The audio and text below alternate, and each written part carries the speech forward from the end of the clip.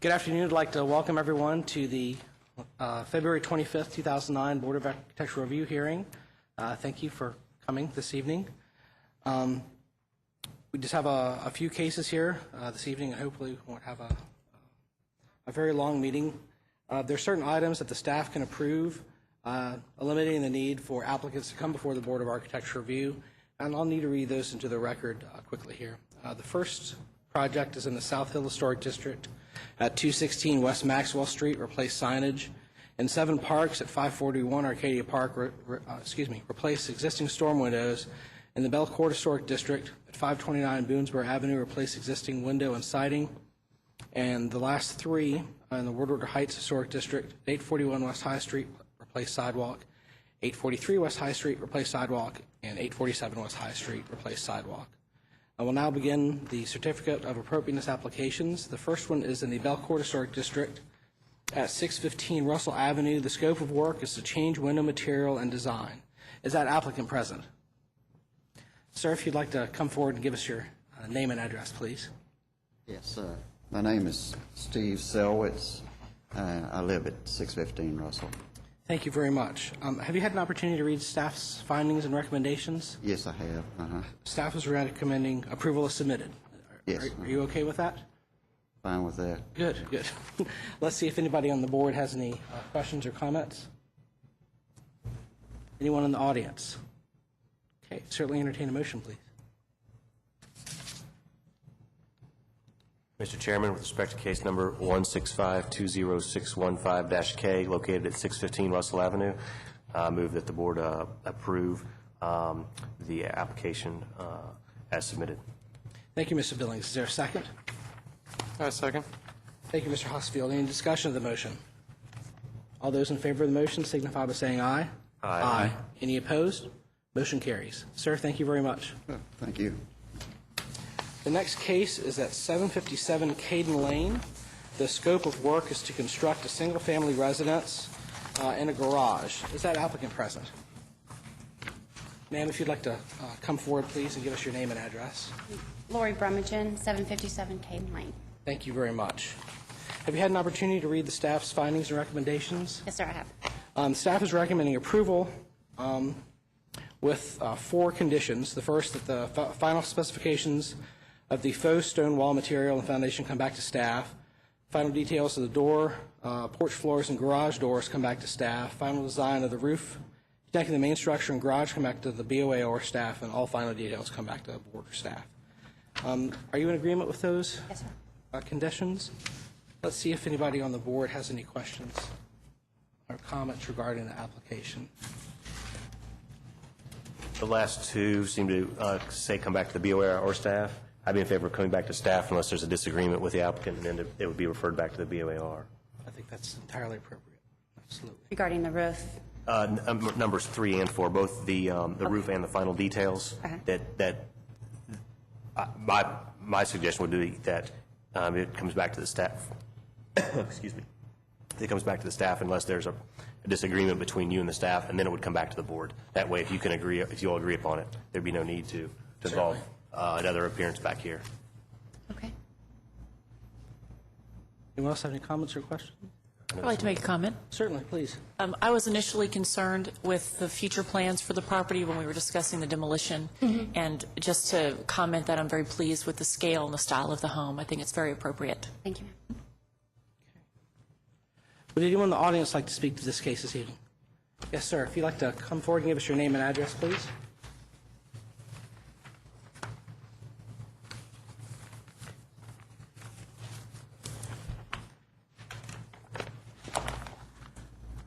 My name is Alvin Seals. I'm the president of the Neighborhood Association at Caden Town, and I appeared before the board several weeks ago on the same issue, but I have one or two other items in this brief that I want to give to you, if you would, to you ladies, lady and gentlemen.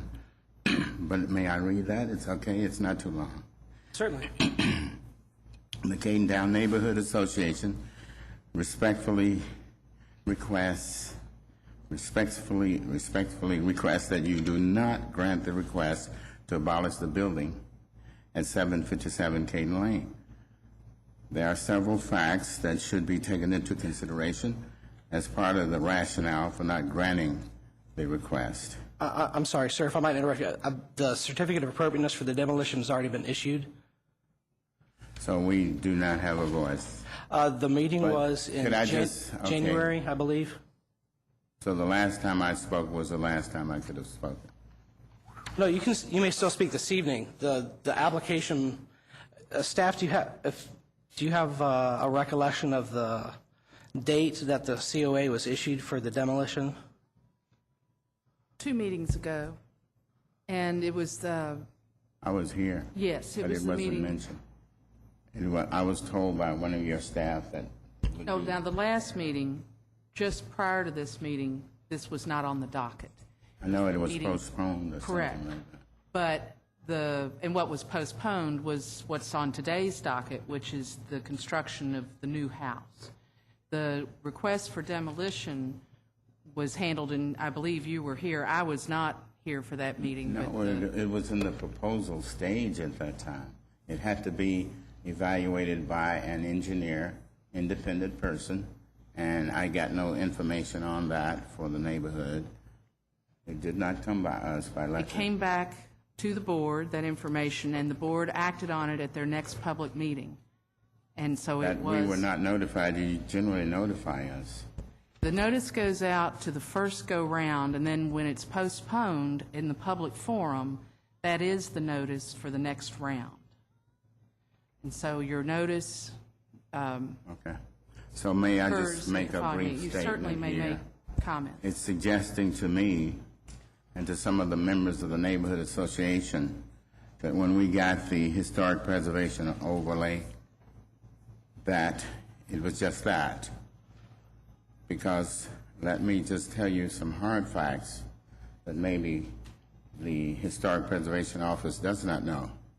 We have 3 clearly identifiable landlord absentee properties that will deteriorate and disintegrate in 2 to 5 years. This same property that's being discussed today, it was put up for rent and was improved on the exterior and the interior 18-plus months ago by the previous owner. Nobody apparently wanted. They had people to come by because it's almost diagonal to my home to check on the rental possibility, but they didn't take it. I don't think they had an engineer to check that building to see whether it was good or not. But then he was unable apparently to sell it. To rent it. So he decided more recently in 2008 about November to sell it apparently. I don't have the hard facts on that. But it suggests to me and to members of the neighborhood that basically the person who is buying it or has bought it should have been informed completely by the seller that it was that bad. Code enforcement should have been involved. They were not, obviously. But the gentleman then, before he apparently sold it, and my dates are not perfect, he took the exterior siding off, a front porch-like structure off of that same building, and apparently the lady now decided to buy it somewhere along that point. But here, this particular gentleman should have informed her clearly about the fact that basically, well, 2 things. One, that he was trying to rent it and apparently it was okay. But then when he goes into the selling process, it appears that it's not okay. She should have been aware and she should be aware that that was not a wise process to buy a house that at first was covered and looked pretty good, as well as goods could look, and then change. So we're not happy with the rush to judgment, that I would call it, by our colleagues in the Historic Preservation Office not working with us as a neighborhood, not keeping us informed and saying that I came to the meetings that I understood. I never understood that you must come to all of the meetings that were not related to the issue, because I've been here 3 different times. So somewhere I missed it, but still, it's almost a fait accompli. We have no voice, hardly at all. And gentlemen and ladies, lady and gentlemen, at least register my protest, because I will suggest to you, there's a home right beside me and my family that is in disrepair. It was built around 1900. There's another one around, I have the addresses, that will disintegrate. There's one at the church that the church just bought. The historic preservation people should know it. They bought it about 2 years ago. And I heard an official of the church say, we'll wait till it gets so deteriorated that we can have it destroyed. So that's the pattern. Plus one other thing may I put in as a footnote. My grandfather built over 90% of the homes in that town called Cadentown at the turn of 1900. And not just for the sentimentalism, but preserve some of it. It'll be, finally, if you count, we won't have, if we allow this deterioration to take place without the code enforcement office checking it out, 3 to 4 more will be gone in 2 to 3 years, and you'll be hearing it. So what are you going to do? I respectfully say that, not in a negative way, but what are you going to do if we're going to keep on doing that? There's a large hall there that he built too. Well, I should leave him out, but that was built. And it's improved, but not enough. So we have several. And I feel it's not quite just what's going on. But thank you for my time. Thank you for your comment, sir. Do you have any questions for him? Because I may have some. I don't. Mr. Seals, if you go back to the podium, I have just some questions and dialogue. You've been here at every meeting I've been here on this property, and I appreciate your attendance at this. And I want to just briefly comment upon your feeling that you all haven't had a voice, because I don't want y'all to feel that way, because that might be inaccurate. But more importantly, the COA for demolition has been issued, and tonight we're talking about the approval of plans for the house, and I don't know if you've seen them in the back. I saw that. It's there. But there seems to be a bigger issue that we don't have anything to vote on tonight, but you're concerned about the future of these properties in Cadentown. I think it's very, very, what you're doing is exactly what needs to be done to preserve old properties, and there is a point where properties become dilapidated and nothing can be done with them, then demolish and build new structures. And that's not always a bad thing. And it's But in the important to plans of the preserve persons too, of course. But there's important to preserve things.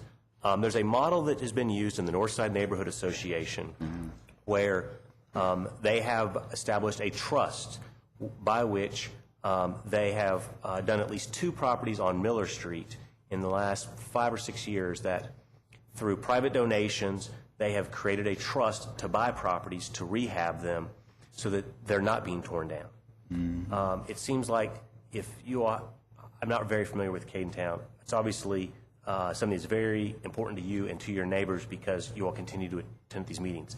That is a model that you all might be able to engage in to preserve some of these properties that other people may buy, let become decrepit, and tear down. Those things aren't really before us tonight, but I want to try to empower you and help you find mechanisms to solve what I think is an endemic problem, which is historic properties not being taken care of. We can't make a landowner do that. We don't have the power to do that. Yeah, I think That's not code what we are- enforcement would, right? That's not what this board does. Yeah. But I don't want you to feel like you can't do that stuff. So code enforcement is a mechanism to do that. In that Northside Neighborhood Association, I think it's called the Northside Neighborhood Association Improvement Trust Board, is a model that has done exactly what you're concerned about, which is to preserve lower income housing that is historic in nature, renovate them to continue to be residential properties for future use. I know they've done it with at least 2 properties on Miller Street in the last 5 or 6 years, and that may be something that you all could be able to mimic or echo, which could help solve what I think you're identifying as a very real problem in that area. Yeah, it is serious. And I just think the precedence that has been set, whether you understood it or not, it's just going to go down the hill. I'd like to And clarify, I think we too. need more assistance from the Historic Preservation Office. Yes. I'd like to clarify your exception to the case that's before us now. As I understand it, the applicant purchased the property with the intent to reuse the structure that was on the site when she purchased it. The structure was found unsuitable structurally, as well as some issues of mold. It was determined unsuitable for reuse. Now she's moved forward through the process. She has a design that is almost approvable. We haven't voted on it yet, but it's generally acceptable to the board. And she intends to move forward. She received the application to demolish the property based on the structural findings and the issues with mold. To me, that sounds like a good thing to do. I'm trying to catch on. If she had not purchased the property, which you mentioned, she should have found out these problems before she shouldn't purchased the problem. I mean, shouldn't she have known that in advance? But if through she a hadn't, good where would we be today? landlord?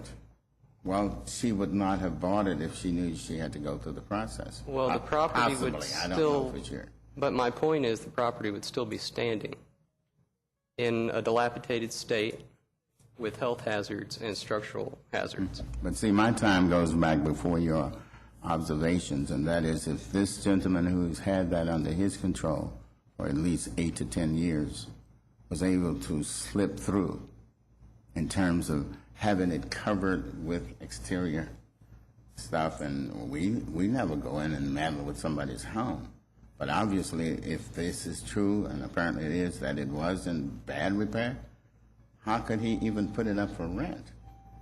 Unless he fooled the people. I see. And So it's so you're- small. So, I mean, I respect your points because you know what you're doing in your particular position, but I still see a serious little problem here.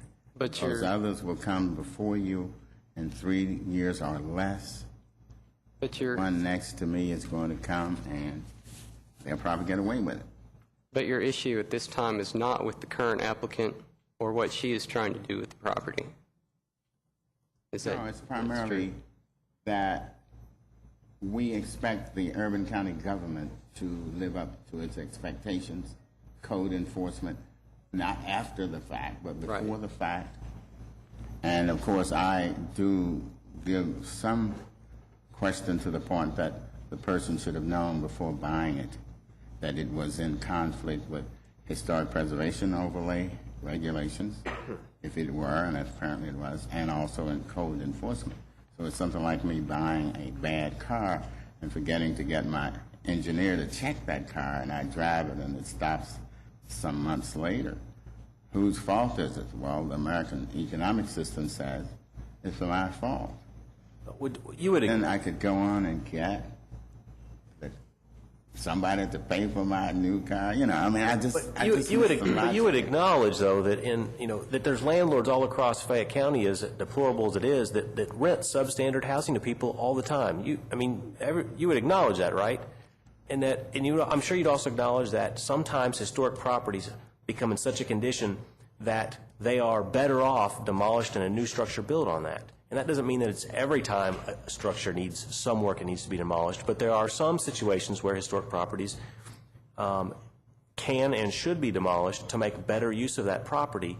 And that's what this process is designed for, is to protect those situations where the property shouldn't be demolished because it has significant historical difference, versus those where the property is so dilapidated that it cannot functionally be used anymore. And that was one of these cases where the property couldn't functionally be used as a residential unit anymore, and the process has been followed, and the issue before us tonight is the design of a new house, which is clearly better than the deplorable I conditions with structural understand problems your and mold. So argument. I understand what you're talking about is an endemic Yeah, issue. so I go back a little before that point, and that Yeah, and there that's- was no checking on this gentleman. who And that's not before us foolishly tonight, though. kept it there. I know it's not before that's why I was leaving, but since you asked me to come back, I wanted to express my position.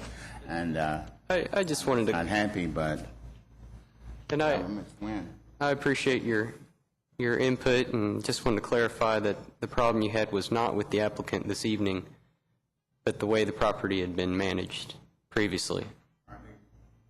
95% yes, but maybe 5, 10% the person should have known that the property was not okay. We did not know. We just thought the guy was renovating it 18 months ago.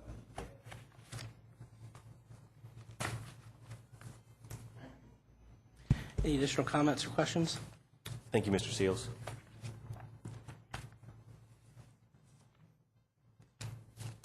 Okay. Hearing none, certainly entertain a motion, please.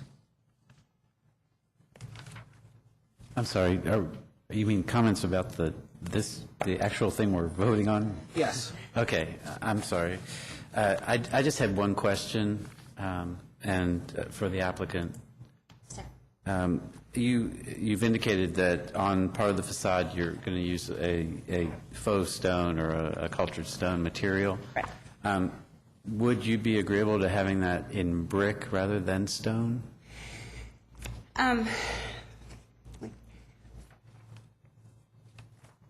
Maybe not. Well, It's like the stacked, like the Kentucky, like the limestone. The Right, limestone right. is what I was looking for.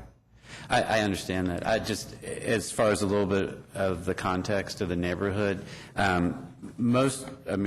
you could do this house, which, again, I'll reiterate what Monica was saying. I think the design came out very well.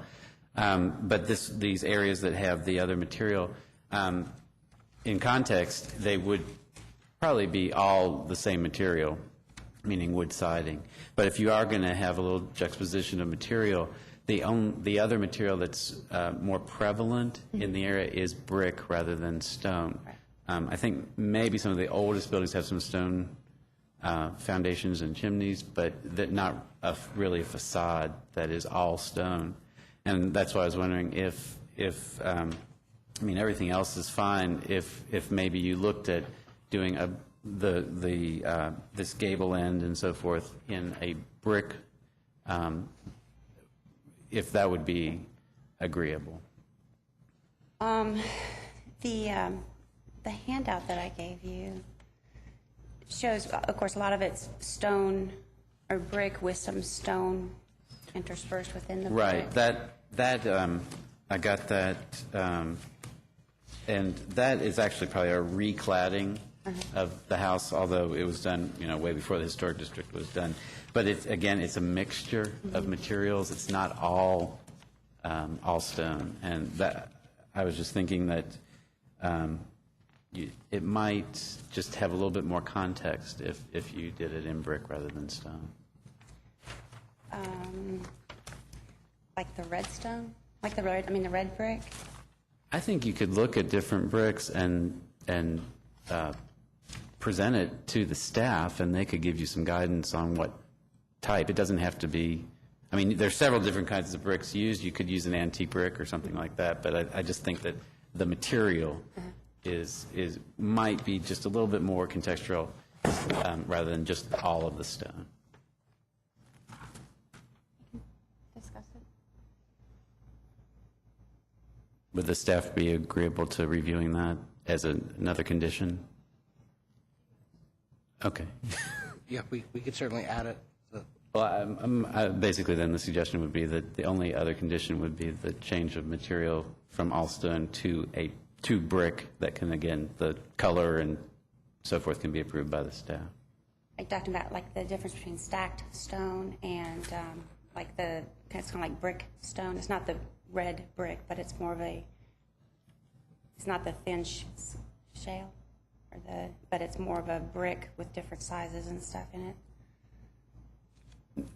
Well, what I'm talking about is like a traditional kind of brick that's all consistent in size. Okay.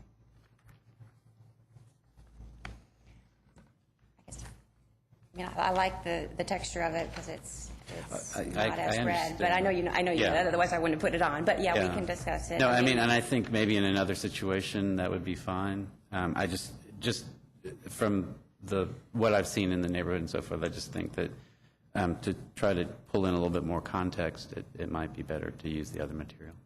Okay. I actually agree with that. I wasn't going to really make it a case like like you did, but I was concerned that the stone you might choose would be this stone that's used today, which appears to be dry laid, like a dry laid stack stone. But since the stone had to be submitted back to staff or appear before us again, I really wasn't that concerned because we would still have another say. But I do think that a dry laid looking stack stone is not really appropriate for the area. The stone would need to be more traditional in nature, but I still think that brick is the most contextual material to use. I do agree with that. I have a question or comment as part of this. Whether it's brick or stone, I have a little issue with the way it's used. I mean, it's just put on one surface of the building, and then, you turn the corner and immediately it goes back to another surface. I don't know if that is in keeping with the neighborhood or a building style that was prevalent 20 years ago. That may be an inaccurate number, 20 years, but that's more of a recent trend that design-wise I don't care for, and I don't know if I can really say that as a rule here on the board, but it's something to consider, I think, in this conversation, not just material, but how the material is used.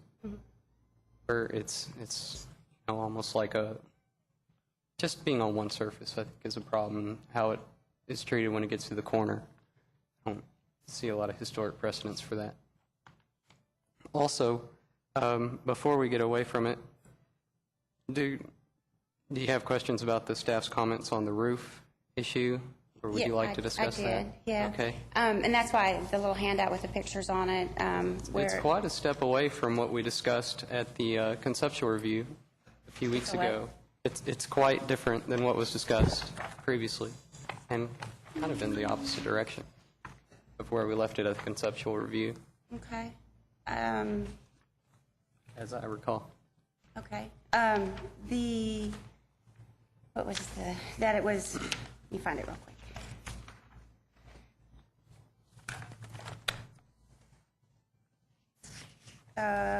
Where is it? Oh, the roof connecting the primary residence with the garage seems to have become its own unit. The roof design is extensive and overwhelming to the primary structure. If you look at you got a layout of like the house and the garage with the covered porch. It's not, I mean, if you look at that, it doesn't look like it has become overwhelming. Like if you look at the house and then how much the garage and the roof and the covered porch take place. And then the pictures of the other houses in the area that have attached garage, they are all one roof. There is no breakup in those from the garage, from the house to the garage. So all the ones that do have attached garage are basically all one single roof line. Sure. So I don't know what the difference would be between a house and having all one roof line versus breaking it up or however. Well, I think the intent of the staff's comments is that in your case, you have a house with a detached garage, and then the roof axle, the roof that connects the two together is very large, and instead of it tries to blend the two together into one big house. And I think the intent or preference would be that there's a house and a standalone garage, and not to say that there can't be a covered awning between the two, but that be the moment where you separate between the detached garage and the house, which is actually a lot closer to your previous concept that was shown to us. What makes an attached garage if the porch was enclosed? Yes. That's my understanding of an attached. If it's enclosed an interior space between the garage and the primary building. I don't know that my architecture dictionary has got it quite that concisely, but it's the concept. I understand what you're saying. And I think that if it is an open, no walled, then it has got a walkway or a breezeway to the garage versus it being integral into the one footprint of a building. It could be, in terms of the guidelines, the staff's recommendation would be it could be addressed either way and probably be consistent with the guidelines. But it all depends on the manner in which it's accomplished. Sure.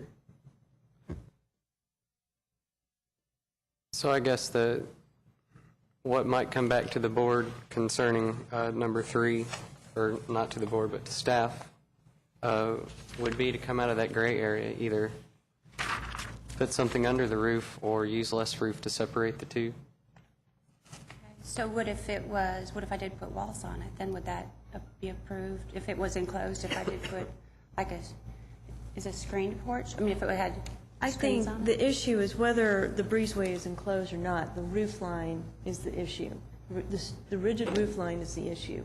So whether you have walls on it really has no relevance. It's really the roof being too rigid. And I think what he was explaining before is that the roof before had a break in it, and it was lowered, and so the rigid roof wasn't so much there. There was a break in that middle part over the breezeway. Okay. And if we might show the plans, we need to show the plans to be, illustrate this a bit more for the applicant's sake. I think that if you, just a possible very simple solution would be on the plan where you have covered porch, which is basically the breezeway connecting the garage and the main house.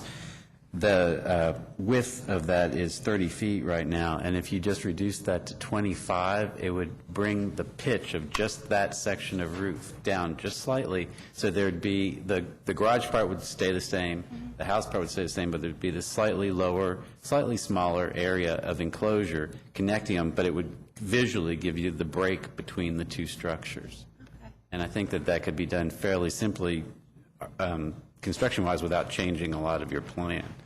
I think why I changed it, but the last comment was the roofs that had too many nooks and crannies, and the roof had too much stuff on it. So Right. that's why I think that I had changed it to this. It's all smooth. It's Yeah, but with this design, I think that just that slight reduction, which would bring the pitch of the roof down just slightly in that one small area, would just really give the separation you need between the two structures.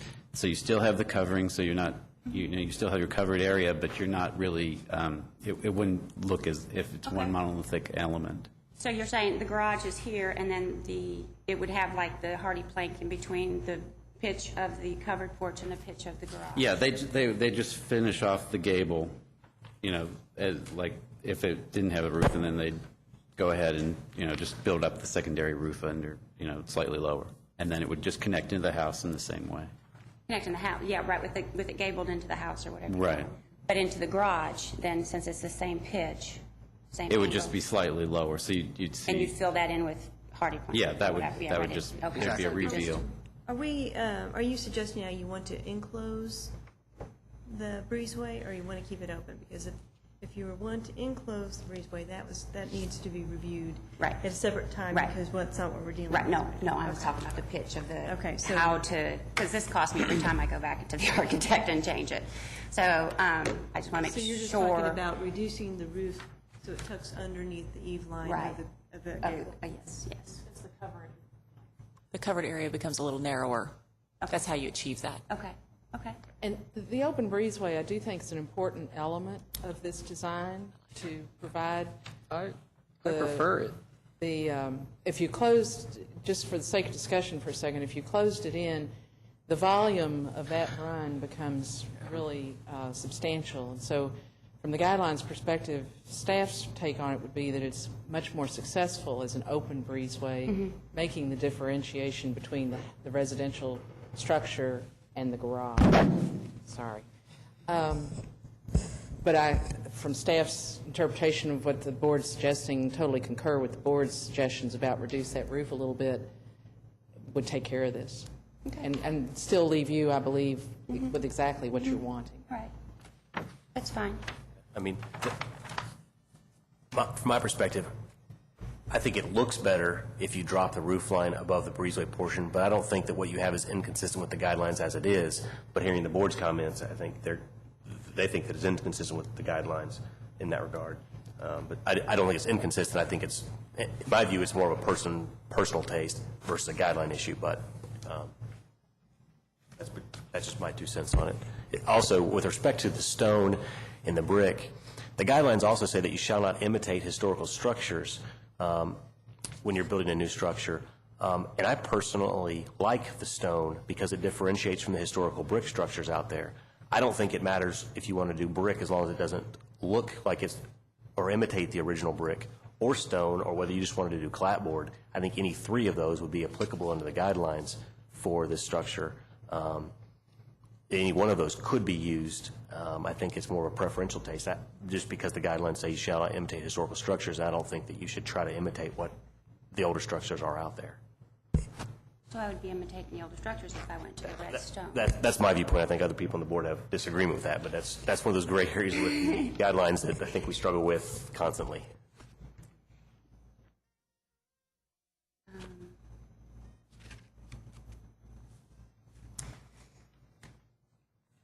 Excuse me, any other comments or questions? The only other difference on this one, it shows on the porch, on the front porch, it shows railing across the end of it rather than just in the front. It had changed them just in the front rather than on the end. Is that an issue?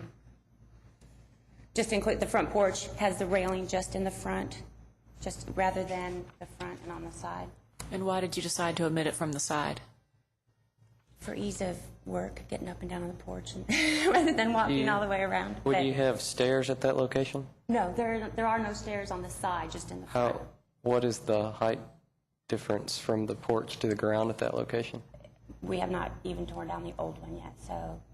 Well, I would just, if you, I don't and think we're it's not gonna be here much to, because a lot of it, the slope of the lay of the land goes well, I'll just say, maybe a foot, maybe. we're not here to really rule on code issues, but I can just give you the quick advice sure. that if you took the guardrail off, then it would essentially be a step down to the ground. Okay. And Oh, then you'd need a rail. you can't have a step that's 1 foot tall, but essentially you're going to use it as a passageway. You're going to walk through there I'm as thinking if when it I'm were. doing yard work and stuff rather than. Well, it makes sense. I'm just saying if it's a big drop off, you're going to need stairs there. Okay, And a handrail. right. But no, I would rather put I don't want stairs on that side, so I'd rather put back the rail. That'll be for the building Yeah. department to review. Okay. Yeah.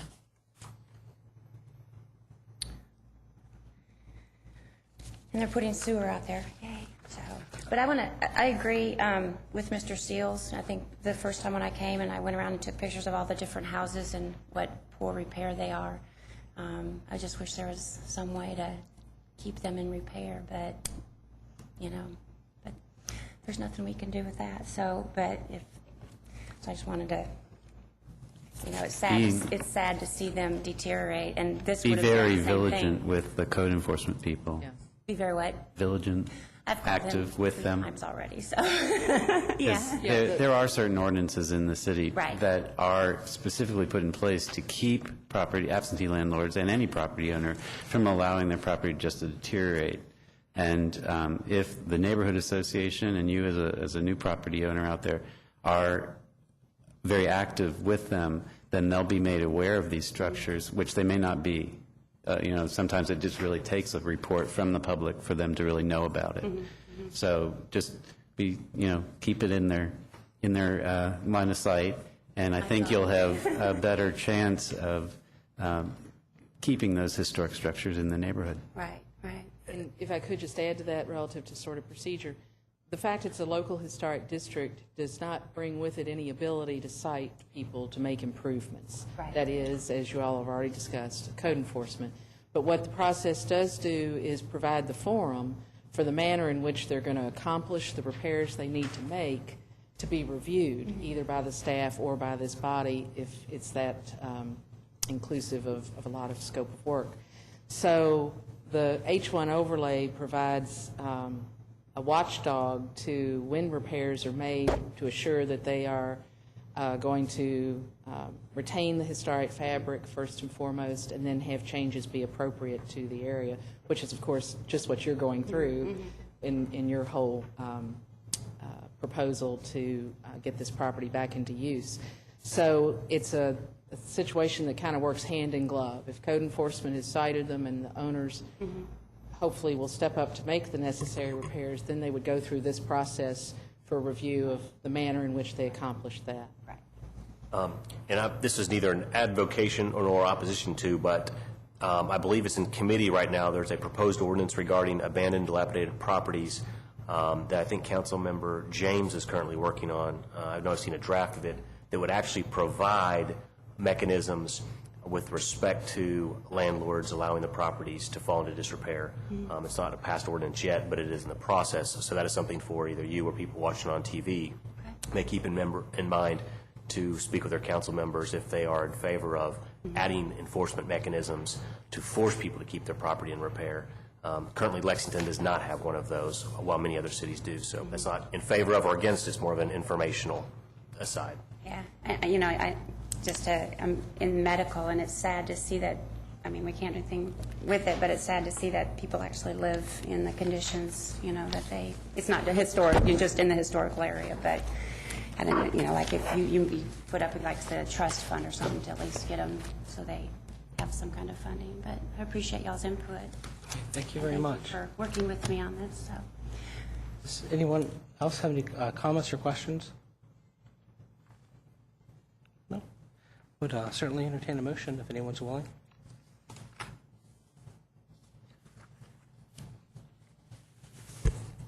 Anyone? Mr. Chairman, then, with respect to case number 029607557-F at 757 Caden Lane, I would move that the board approve the staff recommendation for approval of the construction of the new primary structure, garage, and paved areas upon the following conditions as set forth by the staff. 1, final specifications for faux stone, wall material, and foundation to come back to staff with preferable emphasis upon brick, not to imitate other historical structures. 2, final details for door details, porch floors, and garage doors to come back to staff. 3, final design regarding the roof connecting to main structure and garage to be adjusted to drop the roof line over the breezeway.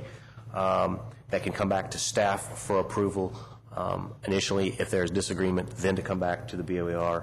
And 4, all final details to come back to staff for review, if then disagreement to come back to the BOER. Thank you, Mr. Billings. Is there a second? I'd like to discuss your motion just for a moment. Sure.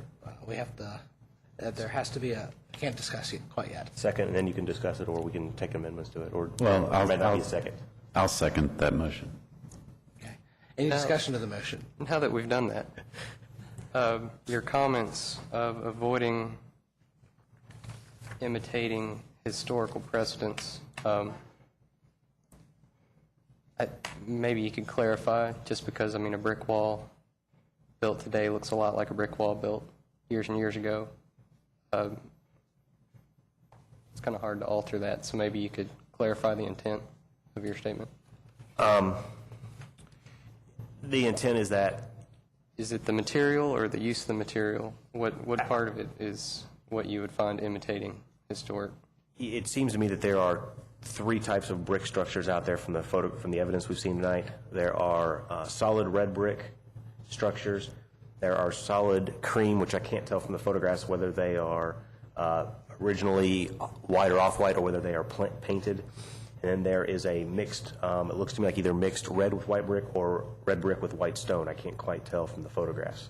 But that those 3 things would, an imitation of those 3 things would imitate existing historical structures. But that, for example, there could be a combination of something that would not imitate those that would be appropriate for brick. And that would be something that staff would be is authorized to look at, and if there was a disagreement between the owner and staff on that, it can come back to us for review. Let me just add one thing. When we're talking about material, rather than implying that it will imitate history, you have to also look at context and material context. So just because you use a similar or even the same material, you can have a totally contemporary form. And I think that maybe what I was getting at with this was just looking at material in context, not replicating history and not trying to imitate historical form, but just in context. So there's, in context is what's in Cadentown, what's in this historic district. And all these different materials are used. So, I mean, there's quite a variety to choose from, but that was the intent of my earlier comments, was really just strictly context and not history or lack of fake history. If you have a better way to word what I propose, I'm certainly willing to entertain a more proper wording then.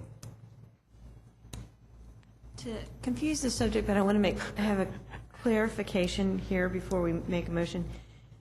The stone wall material, that front facade wall versus the foundation, does everybody feel that this still needs to be a stone foundation, or the material on that front projection need to be the same as the foundation? Because the number one final specification of stone wall material and foundation. So right now we're talking about the projection of that front. Is this also dealing with the foundation as well? My comments were directed specifically at the front elevation and not the foundation, because I think there is some, again, context that a stone or stone-like material could be used, is within the context of the area. I was really looking primarily at the upper part of that particular elevation. And that brings up a question. Y'all had a comment about just the stone on the front.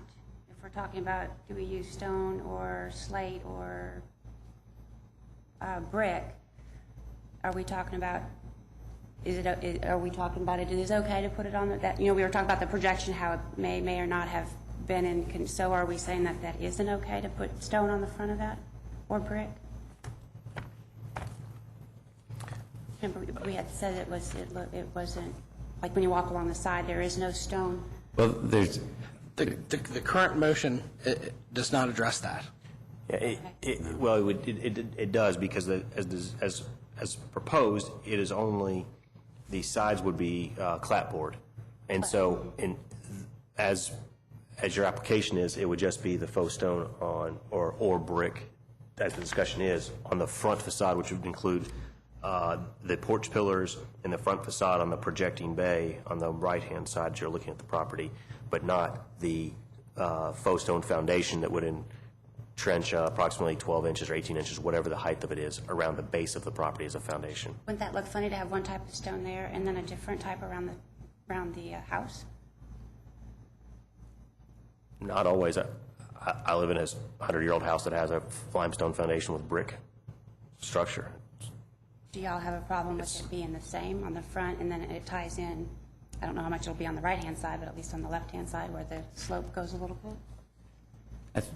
There, in your design, that element of the house that projects, that currently is illustrated with the faux stone, if you're looking at it just strictly sort of architectural, in an architectural form and in historic form, the material would not stop. It would continue around, like as if that element was, let's say, one unit that was completely made of stone or brick or whatever, and then everything else had been added to it. I mean, that would be sort of the idea. So you're saying go from the front and then up into the porch? But Just that one? in that it's a 2009 or whatever era structure, that is a typical detail, and it will very clearly illustrate that it's a brand new structure with having this sort of veneer. If you want to have it just as a sort of a textural difference on the facade. So you can look at it two ways. I mean, I think it would be perfectly appropriate to continue and wrap it on around, and it would give some added interest to the other elevations. But in the fact that it's a brand new house, and it is, then to have that sort of veneer showing as veneer is also appropriate in its own right in this particular project.